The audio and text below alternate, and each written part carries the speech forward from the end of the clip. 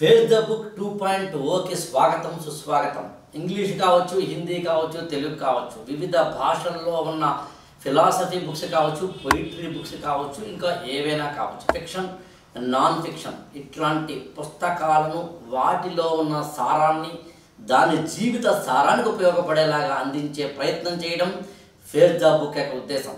దాదాపు 7 సంవత్సరాల కిందట 2017 ఆ ప్రాంతంలో నేను భారత్ టుడే అనే ఒక ఛానల్లో ఫేస్ ద బుక్ అని వివిధ రకాలైన పుస్తకాలని పరిచయం చేయడం అనే ఒక ప్రోగ్రామ్ని స్టార్ట్ చేయడం జరిగింది. ఆ తర్వాత అప్పుడు ఒక 60 పుస్తకాల దాకా నేను పరిచయం చేశాను. 60 పుస్తకాల పరిచయం తర్వాత ఆ ప్రోగ్రామ్ని ఆపడం జరిగింది. మళ్ళీ సెకండ్ సీజన్ స్టార్ట్ చేద్దాం అనుకున్నాం, కానీ ఈలోగా వివిధ కారణాల వల్ల సీజన్ అయిపోయినాయి, కానీ ఆ ఫేస్ ద బుక్ సీజన్ మాత్రం స్టార్ట్ చేయలేదు. ఈలోగా ఇదిగో ఇప్పుడు నేను 2024 జనవరి నుంచి మళ్ళీ ఫేస్ ద బుక్ అనే ప్రోగ్రామ్ని ఫేస్ ద బుక్ 2.0 అనే పేరుతో స్టార్ట్ చేస్తున్నాను. ఎందుకు స్టార్ట్ చేయాలి? కారణం ఉంది. ఎందుకు స్టార్ట్ చేయాలి మాత్రమే కాదు, ఈ పుస్తకంతో ఎందుకు స్టార్ట్ చేయాలి? ఈ పుస్తకం పేరు సామభేద. రచించిన ఆవిడ పేరు ఫణిమాధవి కన్నోజు. ఈవిడ ఖమ్మంలో ఉంటారు. ఈవిడ రచించిన కవిత్వాన్ని దీంతో నేను ఎందుకు స్టార్ట్ చేయాలనుకుంటున్నాను అనేది చాలా కీలకమైన అంశం అవుతుంది. నిజానికి ఈ పుస్తకంతో ఎందుకు స్టార్ట్ చేయాలి అన్నప్పుడు దానికి ఒక చిన్న కథ ఉంది. ఆ కథలో కొద్దిగా స్వోత్కర్ష నా గురించి కూడా చెప్పడం లాంటిది ఉంటుంది. బట్ కాస్త భరిద్దాం.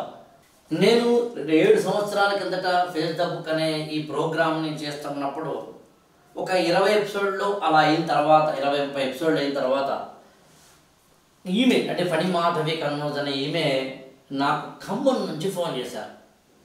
ఫోన్ చేస్తున్నప్పుడు నాతో మాట్లాడుతున్నప్పుడు, సార్ ఓకే మీ ప్రోగ్రాం చూస్తున్నాను, ఆ ప్రోగ్రాంలో వివిధ పుస్తకాలను మీరు పరిచయం చేస్తున్న తీరు చూస్తున్నాను, నాకు చాలా ఇన్స్పిరేషన్ కలుగుతోంది అని చెప్పడం జరిగింది. కానీ అందులో భాగంగా ఆమె నాకు చెప్పిన ఒక మాట ఏంటంటే, సార్ నేను రీసెంట్గా ఒక చిన్న విషాదంలో ఉన్నాను, చిన్న బాధలో ఉన్నాను, చిన్న దుఃఖంలో ఉన్నాను. ఆవిడ చిన్న అనే పదం వాడినా నిజానికి చాలా పెద్ద దుఃఖం అది. అప్పట్లో ఏమైంది అని అంటే, ఆమె యొక్క కూతురు దాదాపుగా 10 సంవత్సరాలు అరౌండ్ వయసు ఉన్న ఈమె అమ్మాయి చిన్న జ్వరం వచ్చి మరణించడం జరిగింది. చాలా విషాదం. కన్న కూతురు కళ్ళ ముందే మరణించినప్పుడు ఉండే ఆ విషాదాన్ని ఎవ్వరూ దాన్ని ఎంత మోటివేట్ చేసినా, ఎన్ని రకాల ఇన్స్పిరేషన్స్ చెప్పినా, ఎన్ని రకాల ప్రవచనాలు చెప్పినా, ఎన్ని రకాల వేదాంతాలు చెప్పినా, సిద్ధాంతాలు చెప్పినా, ఎన్ని చెప్పినా ఆ తల్లి యొక్క గుండె కోత, కడుపు కోతని మాత్రం ఎవరూ తీర్చలేరు. అప్పుడు ఆమె నాకు చెప్పిన మాట ఏంటంటే, సార్ మీరు చెబుతున్న ఈ పుస్తకాలను ఫేస్ ద బుక్ ప్రోగ్రామ్ని చూస్తూ అలవాటు చేసుకుంటూ అర్థం చేసుకుంటూ ఎప్పుడో నేను చదివిన పుస్తకాలను గుర్తు చేసుకుంటూ నా కన్న కూతురు మరణించిన కన్నీటిలోంచి నేను బయటపడడానికి ఒక చిన్న ఓదార్పులాగా, భుజం తడుతున్న అన్నయ్యలాగా నాకు మీరు కనిపిస్తున్నారు, పుస్తకాలు కనిపిస్తున్నాయి అన్నప్పుడు నేను చాలా ఆనందపడ్డాను. ఆనందపడడం మాత్రమే కాదు, నా బాధ్యత పెరిగిందని అనిపించింది నాకు. ఆ తర్వాత క్రమంగా వారి కుటుంబంతో నాకు ఒక చిన్న సాన్నిహిత్యం, ఆమెను చెల్లాయి అని పిలిచేంత వాత్సల్యం, ఇవన్నీ ఏర్పడ్డాయి. ఓ రోజు నేను ఖమ్మం వెళ్ళినప్పుడు ఆమె ఇంకా విషాదంలోనే ఉన్నారన్న విషయం గమనించి నేనేం చెప్పానంటే, ఏమమ్మా మీరు ఎలాగూ ఈ పుస్తకాలని వింటున్నారు, ఆ పుస్తకాల్లో ఉన్న సారాన్ని అర్థం చేసుకుంటున్నారు, అవి ఎక్కడో మిమ్మల్ని తట్టి లేపుతున్నాయని, ఆలోచింపచేస్తున్నాయని, ఆత్మవిశ్వాసాన్ని కలిగిస్తున్నాయని, ధైర్యాన్ని ఇస్తున్నాయని, మీ విషాదంలోంచి బయటపడేందుకు సాంత్వన కలిగిస్తున్నాయని, ఒక అన్నయ్యలాగానో, ఒక బాబాయ్లాగానో, ఒక మావయ్యలాగానో, మీకు ఒక స్నేహితురాలిగానో పుస్తకం నిలబడిందని మీకు అర్థమైంది. కాబట్టి వీలైతే ఒక పని చేయండి, మీరు ఈ ఫేస్ ద బుక్ ఎపిసోడ్స్ని చూస్తూ వాటిని వీలైతే రాయడం మొదలుపెట్టండి. నేను సాధారణంగా ఐఏఎస్ ఆస్పిరెంట్స్ నా దగ్గర ఉన్న స్టూడెంట్స్ కూడా నేను ఏదైనా రాయండి అని చెబుతూ ఉంటాను. అది చాలామందికి అనిపిస్తుంది. ఒక విషయాన్ని మనం ఎప్పుడైతే డైరీగానో మరో రూపంలోనో రాయడం మొదలుపెట్టినప్పుడు ఏమవుతుందంటే, అందులో ఉన్న సారం మనకు అర్థమవుతుంది. సారం అర్థం కావడం మాత్రమే కాదు, మనం దాంతోపాటు ట్రావెల్ చేయడం మొదలు పెడతాం.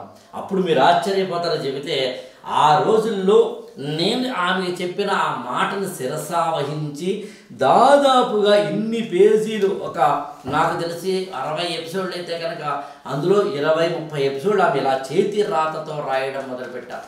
ఎప్పుడైతే ఇలా చేతి రాతతో ఇవన్నీ ఆమె రాసిన ఎపిసోడ్ యాక్చువల్గా అప్పట్లో నేను ఫేస్ ద బుక్ అనే ప్రోగ్రాంలో చెప్పిన పుస్తకాల తాలూకు ఇన్ఫర్మేషన్ని యథాతథంగా చేతి రాతతోటి ఆమె రాయడం మొదలుపెట్టారు. నిజం చెబుతున్నాను, ఆ రోజు నేను ఇలా ఆమె చేత ఈ ఎక్సర్సైజ్ చేయించడానికి కారణం, నేను చెప్పింది మాత్రం ఏంటంటే, అమ్మ అన్నం తినిపించడానికి చందమామను చూపించినట్టుగా ఇవంతా రాయమ్మ, రాస్తే ఒక మంచి పుస్తకంగా వేయచ్చు అన్న. నిజానికి పుస్తకంగా వేసే ఆలోచన కాదు, కానీ ఆమె ఇంకొంచెం ఎక్కువగా ట్రావెల్ చేస్తారు అందులోంచి.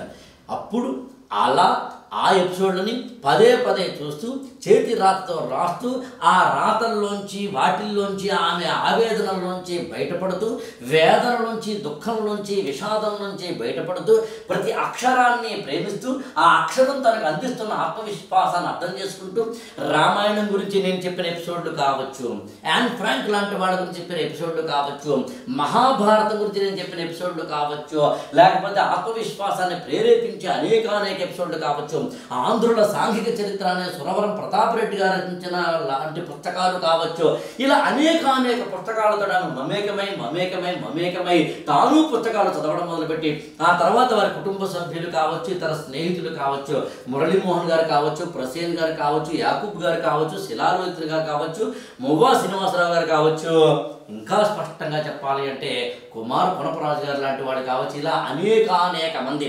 ఇలా ఎందుకు నేను చెబుతున్నాను అంటే, ఎక్కడో ఖమ్మంలో ఉన్న ఒక అమ్మాయి తన ఇంట్లో ఒక విషాదం జరిగినప్పుడు డిప్రెషన్లోకి వెళ్ళిపోకుండా, ఇన్ఫీరియారిటీ కాంప్లెక్స్లోకి వెళ్ళిపోకుండా, దుఃఖంలో ఉండిపోకుండా, బాధల్లో ఉండిపోకుండా, తన జీవితం అంతా దుర్భరమైపోయిందని బాధపడిపోకుండా, జీవితం అంటే ఇంతే, నా బతుకింతే అని ఎప్పుడూ ఏడుస్తూ తనకు భారమై, కుటుంబ సభ్యులకు కూడా భారమై, సమాజానికి కూడా భారమై, బంధువులకు కూడా భారమై, మొత్తంగా మానవ జాతికే భారమై ఉండిపోవడం కాకుండా ఒక విషాదంలోంచి తట్టి లేపగలిగిన పుస్తకాన్ని ఆసరాగా తీసుకుని ఒక దుఃఖం నుంచి మళ్ళీ తిరిగి లేవగలిగిన ఒక అక్షరాన్ని ప్రేమించి, ఒక ఏదైనా దుర్ఘటన జీవితంలో జరిగితే అది ప్రమాదం కావచ్చు, విషాదం కావచ్చు, మరొకటి కావచ్చు, అనారోగ్యం కావచ్చు, జాబులు పోవడం కావచ్చు, ఉన్న జాబులో సరైన ఉండకపోవడం కావచ్చు, అప్పుల్లో కూరుకుపోవడం కావచ్చు, మిత్రుల ద్రోహం కావచ్చు, శత్రువుల వెన్నుపోటులు కావచ్చు, ఇంకా ఏదైనా కావచ్చు, జీవితంలో మినిస్టర్లు మొదలుకొని, ఎమ్మెల్యేలు మొదలుకొని, పిఎంలు మొదలుకొని, సీఎంలు మొదలుకొని, మామూలు వ్యక్తుల వరకు, సామాన్యుల వరకు, అశేష జనవాహినిలో ఎవరికైనా తప్పదు, దుఃఖం ఉంటుంది, బాధ ఉంటుంది, ఏడుపు ఉంటుంది. కానీ వాటన్నిటిలోంచి బయటపడటానికి ఇదిగో అక్షరాలు నిన్ను ఆయుధాలై ముందుకు తీసుకెళ్తాయని, పుస్తకాలు నిన్ను అత్యద్భుతమైన కాంతి పుంజీవనంలోకి తీసుకువెడతాయని చెప్పడానికి ఉదాహరణ.